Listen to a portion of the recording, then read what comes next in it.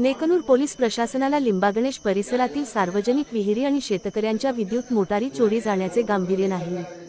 लिंबागणेश येथील सरपंच बालासाहेब जाधव आणि पोखरी घाटचे सरपंच बिभीषण मुळीक यांना पाणीपुरवठा विभागाचे कर्मचारी यांनी दोघे जण रात्री 8च्या सुमारास भायाळा साठवण तलावाकडे गेल्याचे सांगितले। यापूर्वीही लिंबागणेश व पोखरी घाट आणि पिंपरनई गावची 3 वेळा सार्वजनिक विहिरीवरील विद्युत वायर आणि मोटार चोरी गेल्याच्या घटनांमध्ये वाढ झाली आहे। आज दी.9 गुरुवार रोजी नेकनूर पोलीस स्टेशनचे सपोनी मंगेशजी साळवे यांना फोन केला असता कर्मचारी पाठवतो, तुम्ही मोटार सायकल घेऊन लिंबागणेश पोलीस चौकी या ठिकाणी या म्हणून सांगितले। आता रात्रीचे 10 वाजून गेले आहेत, कोणीही पोलीस कर्मचारी या ठिकाणी आलेला नाही। त्यामुळे एकंदरीत सरपंच आणि ग्रामस्थांनी नेकनूर पोलीस कर्मचाऱ्यांना याबद्दल गांभीर्य नसल्याने तीव्र संताप व्यक्त केला आहे। डॉक्टर गणेश गवळे लिंबागणेश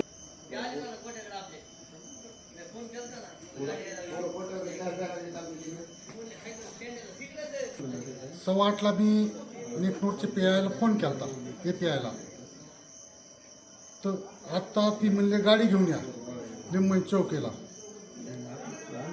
8:15 ती आता 10 ती येणार कधी, आम्ही घरी जाणार कधी। ते सावेला फोन केला, सावे म्हणतो मी पालीपाशी नेकनूरला जातो, गाडी घेऊन येतो। हे चोराला मोकळीक दिल्यासारखं झाले।